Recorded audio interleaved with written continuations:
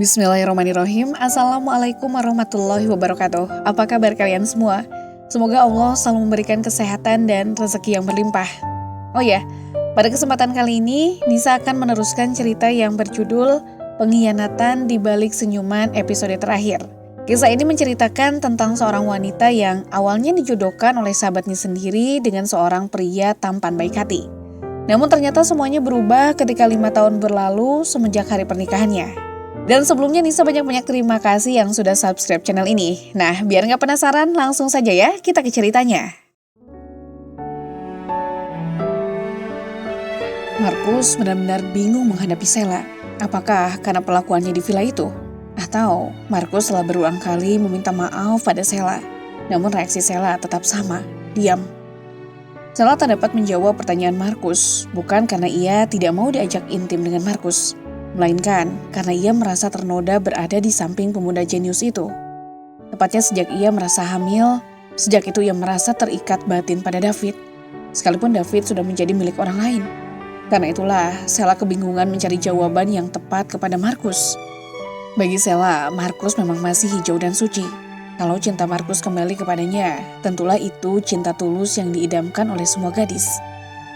Tapi sangat nista kalau Sheila yang menerimanya, karena ia telah ternoda oleh David, laki-laki yang bukan haknya untuk dicintai. Sheila benar-benar menyesal ketika itu. Pantasnya ia tidak mengharap siapa-siapa untuk menikahi.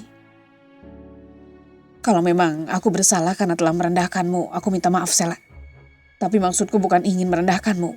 Aku sangat mencintaimu Sheila. Aku bermaksud ingin menikahimu, kata Markus berulang-ulang. Kalau kau sudah punya pilihan, aku juga tidak memaksamu, siapa tahu kemarahanmu kemarin hanya karena kau menuruti ayahmu.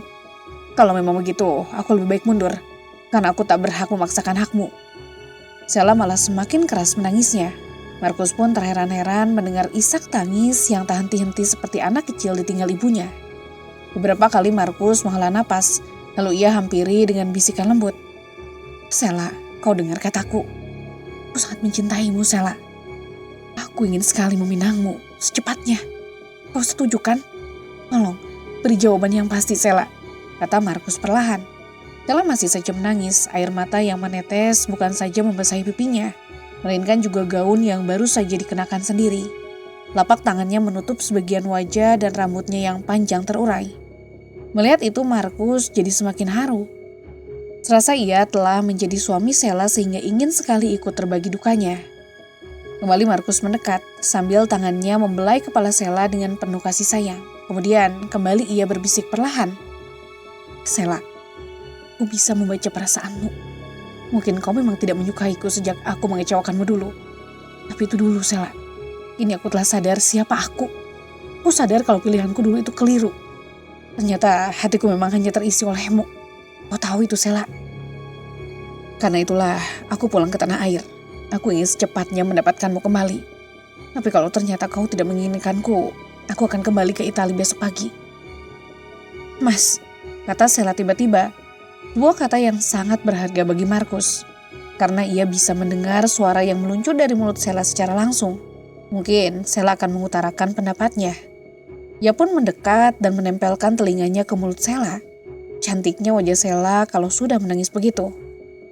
Ya, carilah gadis lain, Mas, kata Sheila perlahan. Matanya memandang Markus dengan penuh iba. Begitu pula Markus memandanginya. Maksudmu, kau telah punya pilihan lain? Tidak, kau terlalu suci bagiku, Mas. Aku tidak mengerti, Sheila.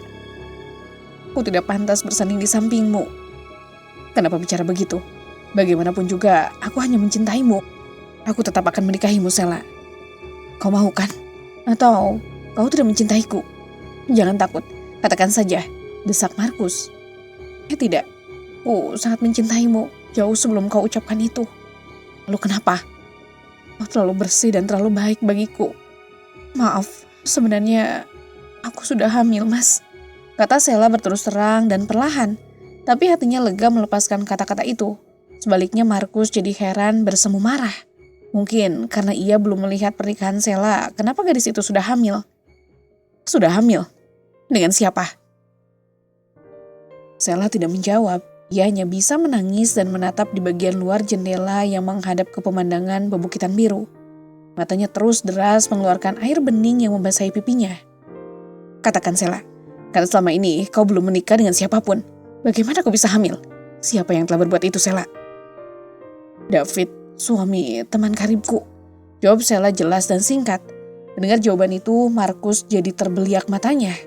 Betapa gadis cantik, diam, dan pernah ia agungkan itu sudah dihamili orang sebelum hari pernikahannya. Apakah itu hanya ucapan tipuan belaka? Markus jadi penasaran ingin segera tahu apa yang dikerjakannya. Apakah aku tidak salah dengar, Sela? Tidak. Jadi kamu sudah berhubungan intim dengan suami orang? Iya, jawab Sela pasrah. Bagaimana itu bisa terjadi? Apakah rayuannya yang hebat sehingga melenakanmu? Kemudian kau baru tahu kalau ia sudah beristri? Tidak, aku sadar melakukannya. Kamu mencintainya? Ya, jawab Sela terus terang. Markus jadi linglung mendengar jawaban Sela yang berterus terang itu. Dia bimbang untuk memberi keputusan karena Sela memang bingung dan Markus belum bisa bicara. Apakah ia harus tinggalkan Sela karena sudah bukan haknya? Ketika itulah Sela membuka mulutnya. Semua sudah jelas bukan? Kau pasti tidak mau menanggung bayiku. Inilah yang kubingungkan, Mas, kata Sela memelas. Tapi Markus juga tampak lemas tak berdaya. Mimiknya yang semula agresif mengajak bicara sekarang terbungkam sama sekali. Ia tak lagi mau bertanya dan menyimpulkan pendapatnya karena ia pikir Sela sudah ternoda. Sekarang antar aku pulang, kata Sela. Pulang kemana? Rumahku. Sebentar. Kemudian Markus menstarter kendaraannya dan keluar dari jalur halaman rumah. Sela pun berkemas untuk ke dalam mobil. Kedua insan itu pun segera menghilang dari bibir villa. Kedatangan David ke rumah Sela tentu saja sangat mengejutkan Markus yang sekarang serumah dengan Sela. Karena ia tahu persis siapa laki-laki yang telah menodai dan menghamili Sela. Ia katakan David yang fotonya juga ia tunjukkan kepada Markus. Kalau sekarang pemuda itu telah datang, tentu Markus yang menghadapi dengan segala ketenangan hati. Namaku David, Anda siapa? Markus, jawab Markus tak acuh.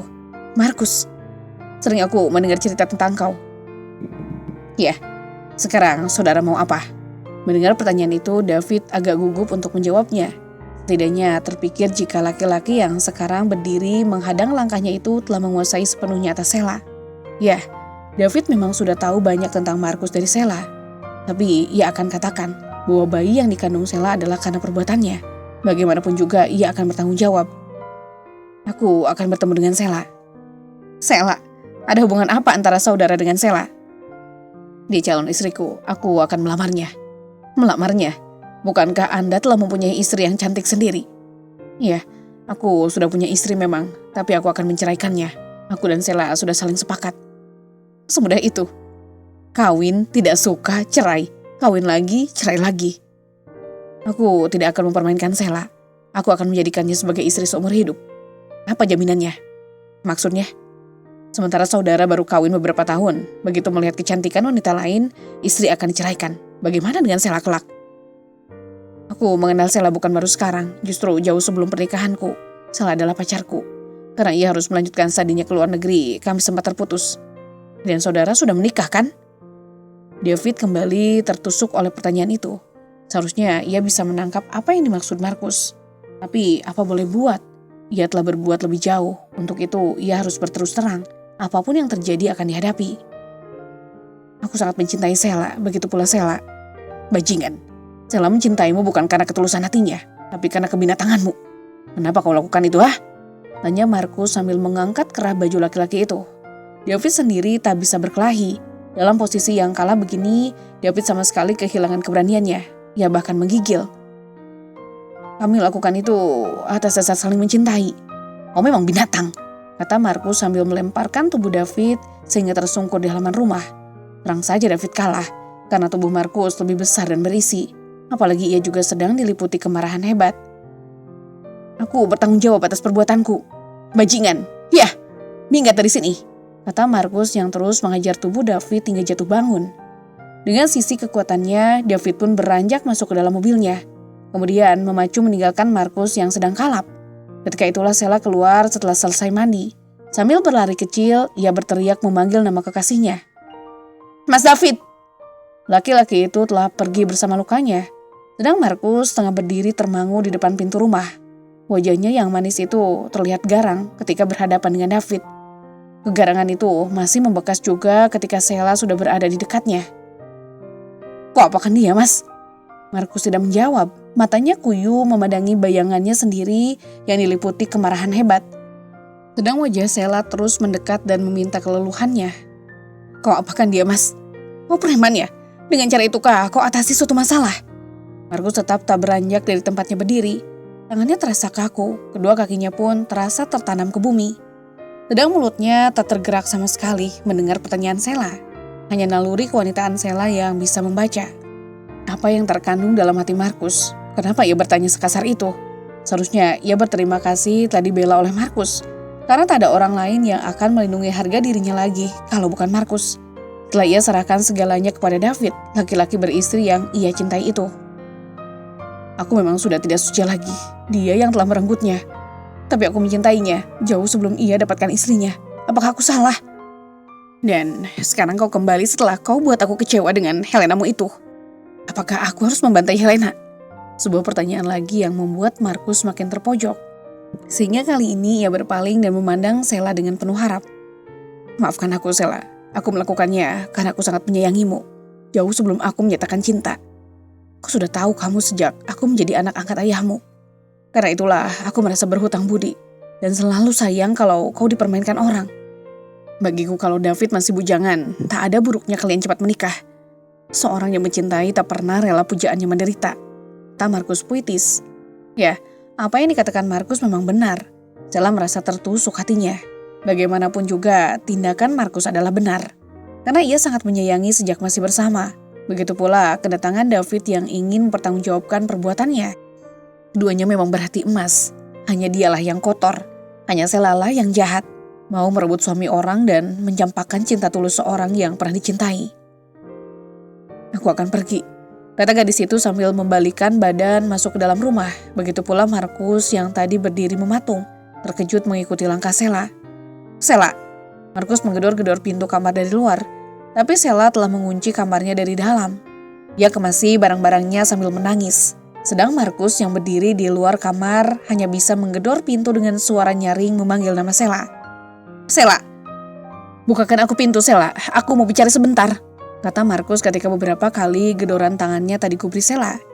Gadis itu malah memperkokoh ganjalan pintu kamarnya agar siapapun tak bisa masuk dari luar. "Sheila, apapun yang terjadi, aku tetap menyayangimu, Sheila. Aku akan menikahimu. Dan anak yang sekarang besar dalam rahimmu itu menjadi anak kita. Jangan salah paham, Sheila. Kalau kau nekat mau menikah dengan David, ada satu yang kau lupakan. Bahwa kau telah merusak pagar Ayu sekaligus berbahagia di atas penderitaan orang lain. Sheila, kau dengar aku, Sheila. Oke, kalau memang kau nekat, aku tahu pasti kau sangat mencintai David. Karena David juga akan menceraikan istrinya. Dan percuma aku datang padamu, Sheila. Kau dengar aku, Sheila? Sudahlah, aku akan pergi. Memang kita tak berjodoh." Ia sudah kehilangan akal untuk menghadapi Sheila. Sekalipun ia tahu betapa Sheila amat sangat menderita menghadapi dilema yang berat. David yang sudah beberapa hari absen sekarang kelihatan lesu masuk kantor. Matanya merah karena kurang tidur. Sedang sebentar-sebentar melamun meninggalkan pekerjaannya. Teman-temannya sudah bisa menebak. Pastilah ia sedang berantem dengan istrinya. Tapi ketika telepon berdering beberapa kali, David langsung mengangkat gagangnya. Lalu mendengarkan baik-baik suara seorang gadis yang mengajaknya bicara. "Halo, Mas David." Suara itu jelas Sheila. "Ya, kau di mana, Sheila?" "Aku di rumah. Aku tahu perasaanmu. Datanglah ke rumah. Aku sangat perlu denganmu. Jangan takut. Markus sudah pergi." "Oh, ya. Ya, aku akan ke sana." "Maafkan aku, Sheila." Bekik David, tapi Sheila telah memutuskan hubungan teleponnya. David tak sabar untuk segera bertemu dengan Sheila. Kertas-kertas yang berserakan di meja kerjanya segera ia bereskan. Dan ketika ia hendak meninggalkan ruang kerjanya terdengar dering pesawat telepon. "Halo, dari siapa ya?" tanya David. "Aku, Mas, teman istrimu," suara seorang gadis. "Siapa?" "Aku Okta, masih ingat bukan?" "Oh, tentu. Ada apa, tak?" "Beruntung kau, Mas. Aku hanya bisa mengucapkan selamat." "Selamat? Aku belum apa-apa kok. Besok saja kalau pesta, aku akan undang kau. Datang ya." "Semprol. Bukan perkawinanmu dengan Sheila, tapi istrimu, Raya, hamil. Kemarin aku mengantarkan ke rumah sakit. Aku mendoakan anakmu besok perempuan. kata Okta. Masa bodoh, kamu kan yang menjodoh-jodohkan. Menjodohkan? Menjodohkan siapa? Mas pikir aku comblang? Ya sudah, jangan ganggu aku lagi, kata David sambil menutup ke gang telepon. Ia kesal mendengar pengakuan Okta tentang Raya. Ia sudah muak mendengar nama itu. Kecuali perempuan itu segera memberikannya izin untuk menikah dengan Sheila. Kedatangan kedua orang tua Sheila ke Jakarta membuat Sheila bingung. Pastilah semua itu karena aduan Markus. Markus merasa kecewa karena Sheila tak lagi mencintai setelah mendapat titipan dari David yang sudah beristri itu. Malah Sheila nekat mengelabuinya. Sheila sudah tidak dapat menentukan pilihan lagi. Apakah ia akan mengikuti keinginan Markus yang sudah terlanjur memujanya sebagai gadis lugu dan suci, atau mengikuti ajakan David untuk menikah. Sementara David sendiri belum bisa memutuskan apakah ia segera menceraikan istrinya, atau malah menunggu kelahiran bayi yang mulai hidup di dalam rahimnya. Sheila tak lagi mau mendengar ayah dan ibunya yang terus mendesak agar ia menerima lamaran Markus. Sekalipun kedua orang tua itu juga sudah tahu kalau Sheila sekarang sudah mengandung bayi David. Bagi Sheila, kedua pilihan itu sama-sama memberatkan pikirannya. Rasanya ia ingin mati saja daripada harus menanggung semua beban. Sepertinya Sheila telah masuk ke dalam perangkap setan yang tak mungkin meloloskannya keluar dari lingkaran itu. Atau memang takdir sudah begini? Kenapa ia harus mencintainya? Sementara David, ia lepaskan kawin dengan teman karibnya. Kenapa ia kemudian pulang hanya karena Markus hendak kawin dengan Helena?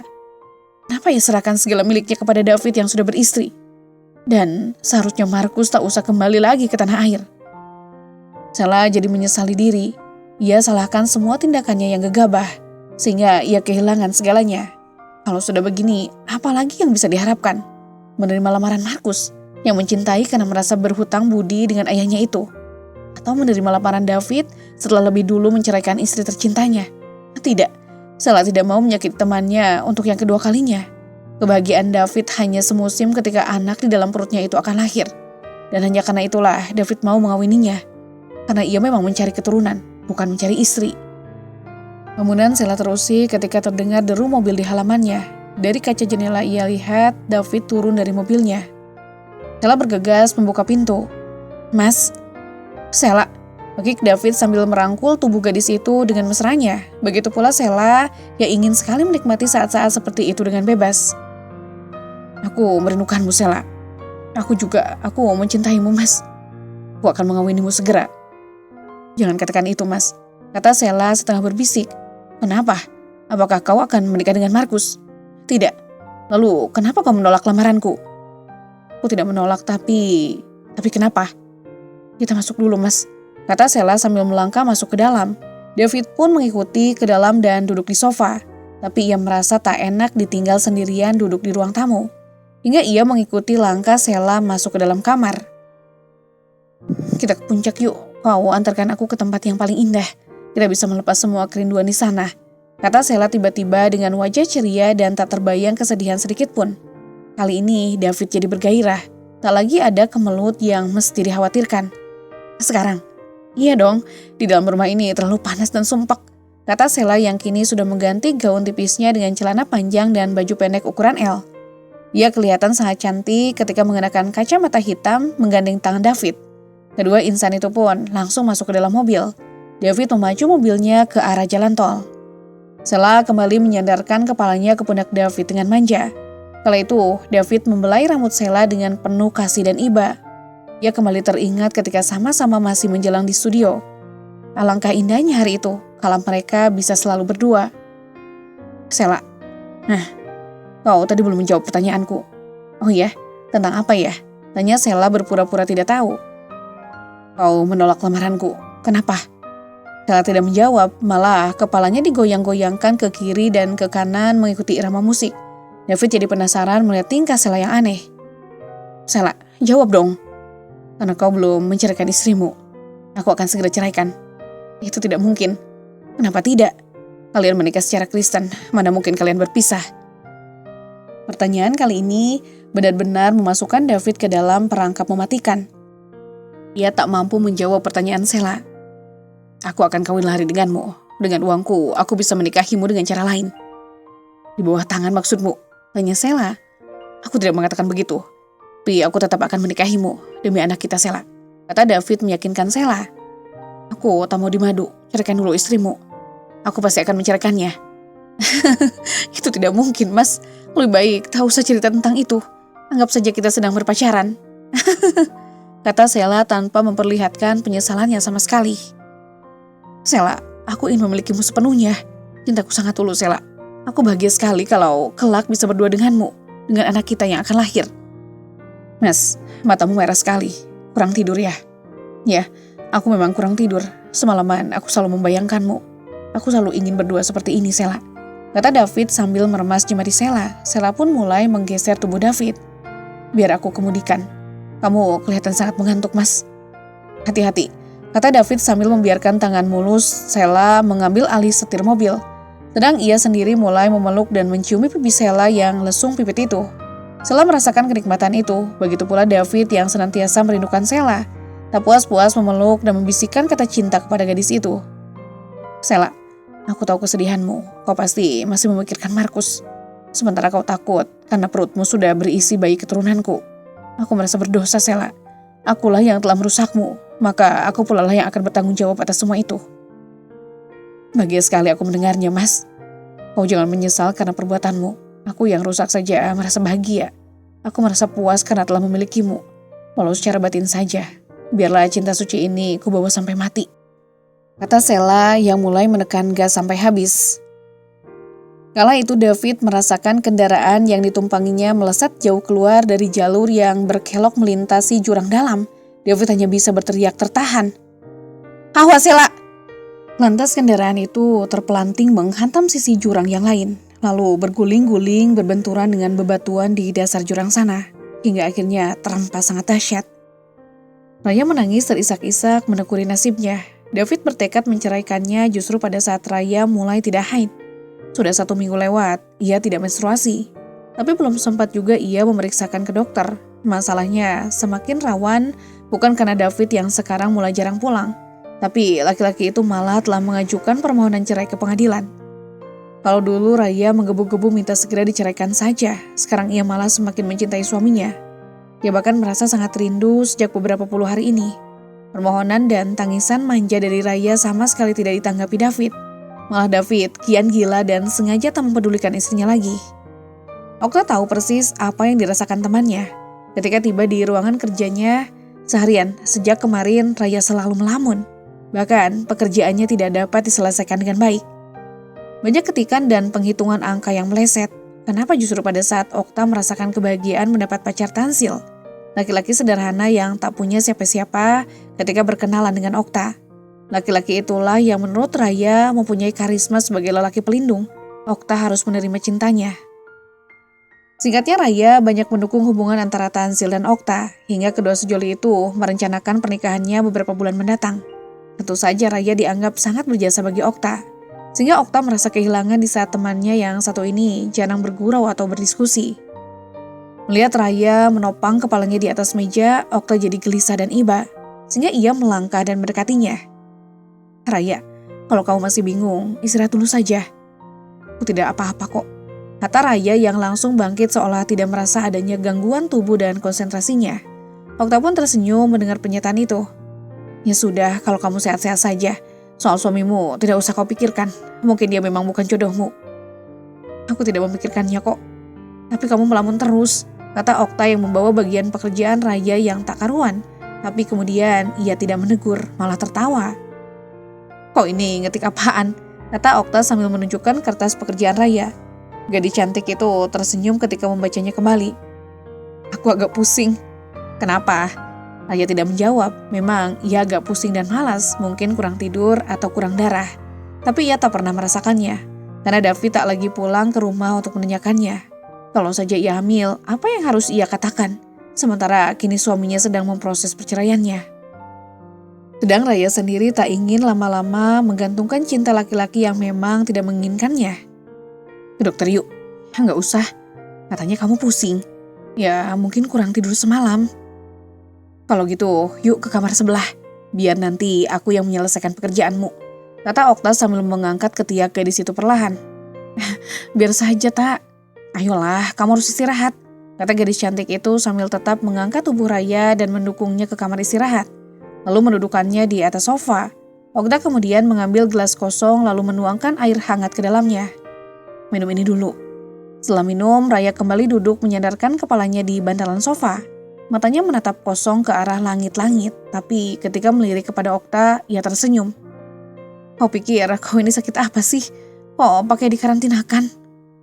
Gak tahu, yang jelas kesehatanmu menurun beberapa hari ini. Penyebabnya pasti... Jangan takut sama Sela. Selama kalian belum cerai, David masih jadi hakmu. Kau berhak menolak perceraian. Tapi aku sudah muak menderita begini, Tak. Menderita karena melihat suami menyeleweng. Itu tak jadi masalah daripada kau membesarkan anakmu tanpa didampingi ayahnya. Ya, aku tidak akan hamil. Aku mandul kok. Tahu dari mana? Dari mulut David. Jangan diambil hati. Dia hanya memojokkanmu. Sudah itu dia akan dengan mudah mengawini Sela. Sekarang urus saja dirimu, terutama calon anak yang membesar di dalam rahimmu. Aku akan gugurkan jika ada bayi yang membesar dalam rahimku. Aku tak mau menerima aib ini, Tak. Jangan coba-coba melakukannya. Bayi itu tak berdosa, Rai. Hukum pun akan melindungi keselamatannya. Kalau kau takut bayi itu tanpa ayah, sekarang kau bisa ajukan tuntutan kepada David. Kau masih punya hak untuk menolak permohonan perceraian suamimu. Tapi aku sudah menyepakati syarat-syarat yang dimintanya agar perceraian kami bisa berjalan mulus. Soal itu mudah diatur. Yang terpenting, kalau kamu sudah tunjukkan surat keterangan hasil tes hamil, kamu berhak mencabut keputusan kalian bersama, kata Okta dengan penuh iba. Kelihatannya Raya menghadapi dilema yang amat berat, bukan karena ia akan menjadi janda dengan beban bayi mungil tanpa ayah. Akan tetapi juga kehilangan cinta yang selama ini ia pupuk dan ia dambakan. Pertama kali ia kenal cinta hanyalah dari David. Sekarang begitu mudahnya ia harus serahkan kepada orang lain. Kenapa ia harus serahkan? Tidak, sampai mati pun Raya tak akan menyerahkan David kepada siapapun. Kau masih mencintainya, Raya? Ya, jawab Raya sambil menitikkan air mata ke pipinya. Ini terlihat sudah betapa gadis itu sangat menyesalkan perbuatan David. Bukan karena penyelewengannya, melainkan karena ketegaannya melepaskan Raya begitu saja. Kalau begitu, kau ajukan saja surat pencabutan perceraian kalian, bersama-sama dengan hasil tes hamil besok. Ya, jawab gadis cantik itu dengan mantap. Tiba-tiba mereka mendengar telepon berdering berulang-ulang. Seorang pegawai yang berdekatan dengan meja kerja Raya memberitahukan. Ada telepon dari Bapak, Tuan David. Seketika Raya bangkit dari sofa dengan wajah beringas. Okta mengikuti gerak temannya, kemudian mereka saling berpandangan. Sepertinya Raya malas saja kalau diajak bicara suaminya hanya berkisar perceraiannya. Terlalu menyakitkan. Ngapain dia telepon? Mungkin dia sangat perlu sama kamu. Kak dulu, Tak, tanyakan apa perlunya. Lebih baik kamu sendiri biar puas. Aku gak mau bicara dengan dia. Bersabarlah. Kau terima telepon dengan tenang, siapa tahu dia malah mau mencabut permohonannya. Ujuk Okta, tapi gadis itu tetap enggan mengangkat sehingga Okta terpaksa menerimanya. Halo, bisa bicara dengan Nyonya David? Dari mananya, Bu? Dari rumah sakit Pertamina. Tuan David mendapat kecelakaan di jalan. Diharap kedatangan Nyonya, kata perempuan itu menambahkan. Okta yang menerima berita itu langsung menyeret Raya dari ruangan istirahat. Suamimu mendapat kecelakaan, kata Okta. Apa? Sekarang kita ke RS Pertamina, David mendapat kecelakaan. Berita itu tentu saja cukup mengejutkan Raya, sekalipun ia merasa bersyukur karena Tuhan telah membagi derita itu tidak hanya untuknya. Akan tetapi hati kecilnya tetap menangis, mengharap keselamatan suaminya. Karena walau bagaimanapun, ia masih menjadi istri sah David. Setelah meminta izin dari atasan, Okta segera mengajak Raya meluncur ke RS Pertamina untuk menjenguk David. Dalam perjalanan, pikiran Raya sudah melayang kemana-mana. Setidaknya membayangkan nasib suaminya dan Sela. Lantas apakah Sela tahu kalau David mendapat kecelakaan ini? Apakah ia juga dipanggil untuk melihat David yang berbaring di rumah sakit? Kalau perempuan itu hadir, Raya tidak mau berbicara. Malah ia akan membuang muka kalau ditatap Sela, sekalipun perempuan itu akan meminta maaf daripadanya. Atau malah sebaliknya, memperlihatkan kelebihannya dalam merebut cinta David. Ternyata begitu mereka tiba di rumah sakit, beberapa orang karyawan sekantor dengan David sudah lama menunggu. Kebanyakan dari mereka sudah kenal dengan Raya, sehingga kedatangan Raya mendapat perhatian besar dari mereka. Malah ada yang bilang setengah berbisik ke telinga Raya. Walat sama istrinya kali. Raya bertambah penasaran ingin melihat keadaan suaminya. Baru ketika langkahnya sampai di depan ruang gawat darurat, tangisnya mereda setelah seorang dokter menanyainya. Anda istrinya? Tanya dokter tersebut pada Okta. Oh, ini istrinya, ujar Okta sambil menunjuk ke arah Raya yang tak bisa berkata-kata apa-apa. Air mata yang mengalir kian deras karena suaminya berada di ruangan itu. Suami Nyonya hanya mengalami patah kaki kanan. Sedang perempuan yang menemaninya tak dapat kami tolong. Dia telah meninggal ketika dalam perjalanan. Sela! Pakik Raya menahan air matanya yang malah mengalir kian deras ke pipinya. Okta dengan sangat tabah menguatkan hati Raya masuk ke dalam ruang perawatan David. Laki-laki itu tampak belum bisa membuka matanya. Sebuah kakinya terangkat ke atas penuh balutan. Raya yang sudah menangis sejak masih di luar tadi, sekarang diledakkan sejadi-jadinya. Mas David! Teriak gadis itu sambil menubruk tangan suaminya yang terkulai di sisi tubuhnya. Sejak tadi, David belum siuman dari pingsannya. Tapi begitu mendengar tangisan istrinya yang demikian keras, langsung membelalakan matanya. Jangan tinggalkan aku, Mas. David sayup-sayup mendengar tangisan dan ratapan istrinya yang menghibah. Tapi ia malah tak mengubrisnya.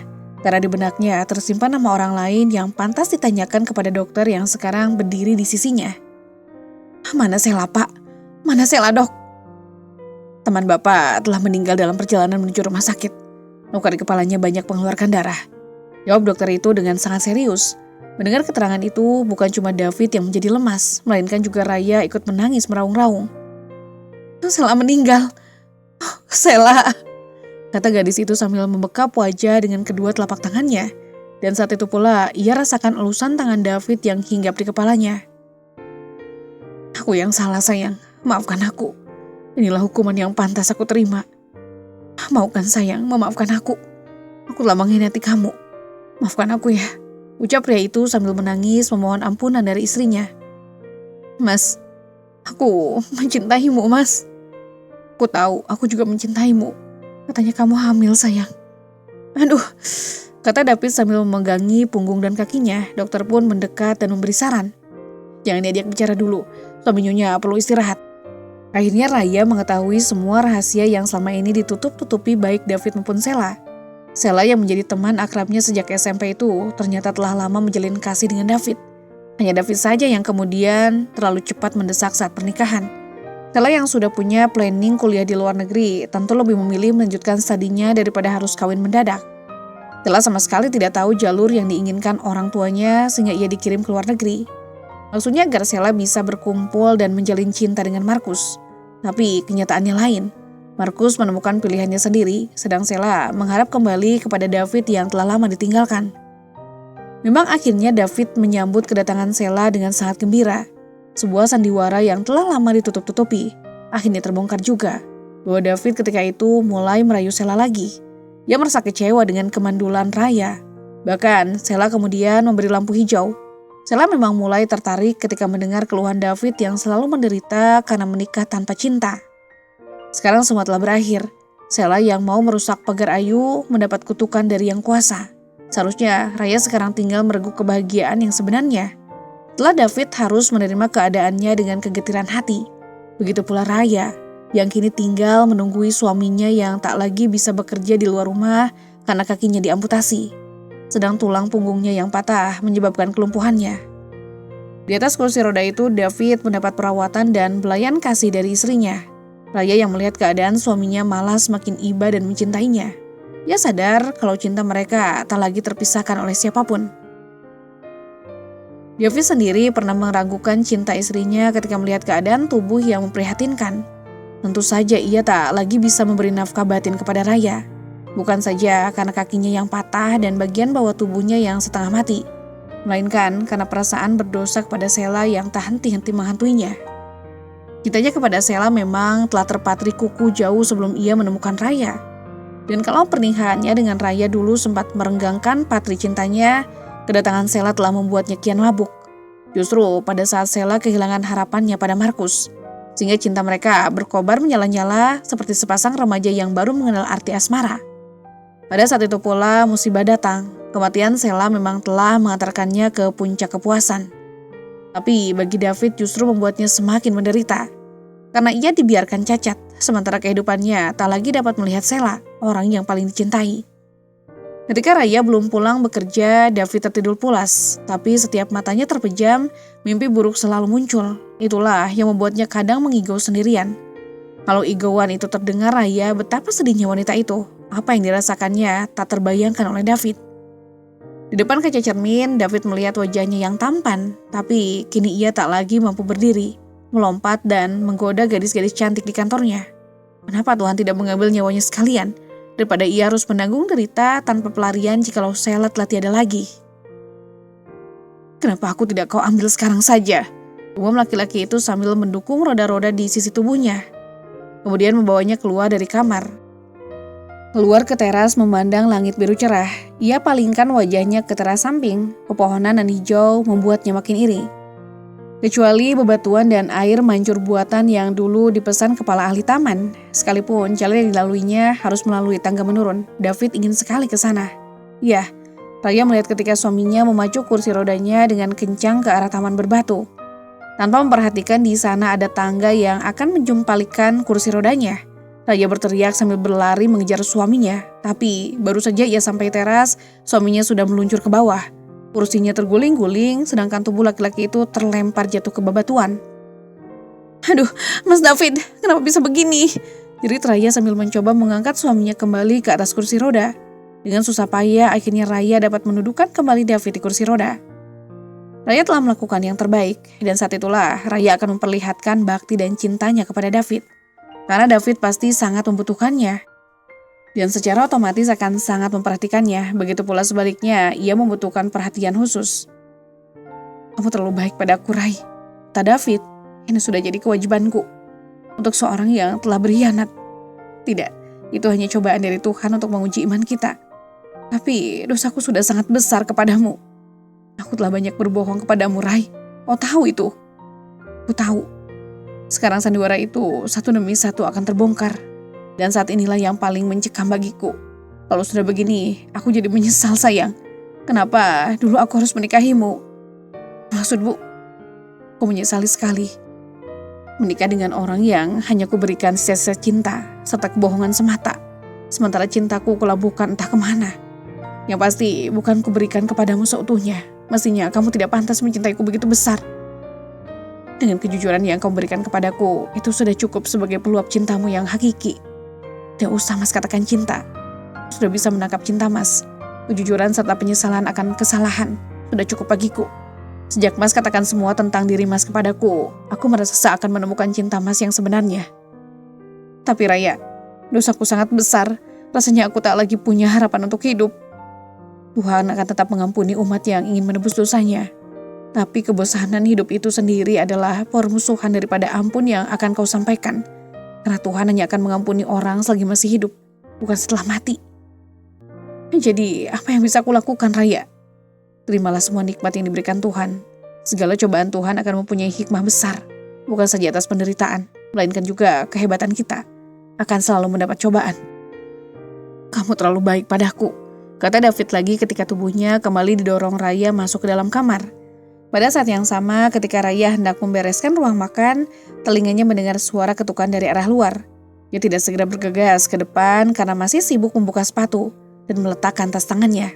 Kemudian mengganti pakaiannya dengan baju rumah yang santai. Tapi Surati terlebih dulu berlari membukakan pintu. Seorang perempuan usia muda melangkah masuk dengan wajah sayu dan tak bersemangat. Kemudian Surati berlari kecil menuju majikannya yang belum juga selesai membereskan kamar tidurnya. Siapa? Anunya, seorang perempuan hamil, katanya ingin ketemu Den David. Suruh tunggu sebentar. Baiknya, perempuan hamil, siapa ya? Apakah teman David atau keluarganya? Tapi selama lebih 5 tahun menikah, Raya belum pernah melihat suaminya punya keluarga anak perawan. Apalagi pengantin baru, mungkin saja teman sekerjanya. Tiba-tiba saja Raya merasa tidak enak begitu melangkah ke ruang tamu. Seorang gadis cantik duduk membelakangi langkahnya. Tanpa kebingungan menoleh ke kiri dan ke kanan. Tapi kemudian beberapa langkah sebelum sampai tiba di sana, tamu itu langsung berdiri dan beranjak menyongsong Raya. Selamat sore, perkenalkan, nama saya Lina. Herlina lengkapnya. Anda Nyonya David kan? Tanya wanita itu dengan senyum manis setengah menganggukkan kepalanya kepada Raya. Betul, Pak David ada. Ada. Dia sedang... Saya tahu, sejak musibah itu beliau lumpuh dan tak mampu menemui saya tentunya. Tidak mengapa, saya bisa menyampaikan kepada Anda selaku wakilnya. Oh ya, Jeng Lina ini dari mana ya? Saya mantan asisten Pak David. Tapi setelah mengundurkan diri, terus terang saya minta maaf kepada Mbak Raya. Karena baru kali ini saya datang kemari. Tidak mengapa, kan Niklina mempunyai kesibukan sendiri, saling mengunjungi bisa dilakukan kalau memang ada waktu luang yang tidak mengganggu pekerjaan. Tapi maksud saya, kata gadis itu dengan mata tertunduk. Ia seperti hendak mengatakan sesuatu yang sangat pribadi, tapi sulit mengutarakannya. Selama ini saya tidak pernah berterus terang kepada Mbak Raya. Ada apa sebenarnya? Setelah Raya. Begini Mbak Raya, gimana ya? Selama ini saya selalu berhubungan intim dengan Pak David. Saya merasa kasihan ketika beliau mengeluh tidak bahagia bersama istrinya. Dia mengatakan kalau cinta pertamanya telah kandas, karena orang yang dicintai telah berkhianat dan hendak menikah dengan orang lain. Sedang perkawinannya dengan istrinya hanyalah pelarian saja. Karena ibunya sangat menginginkan cucu, tapi sampai kini istrinya tak bisa memberikan turunan. Dan kepada sayalah ia meminta, kata gadis itu sambil mengucurkan air mata. Sebaliknya Raya yang begitu tertusuk oleh pernyataan itu tak mampu mengeluarkan tangis atau air mata. Selain membeliakan mata karena terkesima. Sementara sesak napasnya kian menjadi dan menahan getar tubuhnya yang menjalar kemana-mana. Seperti mimpi buruk di siang bolong saja menghadapi adegan itu. Saya minta maaf, bukan karena saya telah merusak pagar ayu rumah tangga Mbak Raya. Bukan juga karena saya mau membeberkan semua kepada Mbak Raya, walaupun semua ini Mas David yang menginginkannya. Tapi saya hanya minta, saya tahu Anda tentu akan meminta pertanggungjawaban suami saya, bukan? Bukan, justru sebaliknya, saya mau berpamitan. Sejak saya tahu kalau Mas David hanya membohongiku dan gadis yang dicintainya telah pulang dari luar negeri, saya merasa tak berguna lagi. Walaupun cinta Mas David telah membuahkan ini, ujarnya sambil terseduh-seduh. Hati Raya terasa hancur. Sebagai insan sesama wanita, tentu ia bisa membaca perasaan Lina saat ini. Dikala ia mulai kasihan dan jatuh hati kepada kekasihnya, musibah itu datang. Dan ketika musibah itu usai, semua kedok terbongkar. Bukan cuma Raya yang kemudian mengetahui siapa David, melainkan juga Lina yang telah menyerahkan seluruh jiwa raganya hanya untuk cinta kekasihnya. Ketika ketegangan memuncak, tiba-tiba David datang. Lina, maafkan aku. Tatapnya menghibah, Lina membuang muka, kebencian menyorot lewat dari matanya. Tidak ada yang perlu dimaafkan. Biarkan saya pergi dengan anak saya ini. Bapak tidak usah menanyakan lagi. Berbahagialah dengan istri Bapak dan jangan paksa saya menodai pagar ayu yang telah Bapak rintis bersama Mbak Raya. Kata Lina sambil beranjak pergi. Lina, bagaimanapun juga aku tetap ayah dari anak yang kau kandung itu. Aku akan bertanggung jawab atas semua perbuatanku, Lina. Lina sama sekali tidak menggubris. Ia langsung berlari keluar dan masuk ke dalam mobil yang diparkir di depan pintu. Seorang laki-laki setengah baya telah menunggu di dalam kendaraan itu. Mereka pun lenyap beberapa menit kemudian, berbaur dengan keramaian lalu lintas. Raya masih terpaku di tempatnya. Kejadian itu begitu mengguncangkan perasaannya. Bagai mimpi buruk di siang hari bolong. Ketika kabut mengepungnya, ketika ia hampir tak punya pegangan, Raya mengadahkan tangan memohon agar Tuhan tetap memberinya kekuatan atas cobaan yang tengah menimpa ini. Tamat. Pesan moral, kejujuran adalah dasar dari hubungan yang sehat. Pengkhianatan menghancurkan kepercayaan yang sulit untuk dipulihkan. Setiap tindakan memiliki konsekuensi. Selingkuhan seringkali membawa penyesalan, luka, dan kehilangan lebih besar daripada kebahagiaan sesaat yang dirasakan.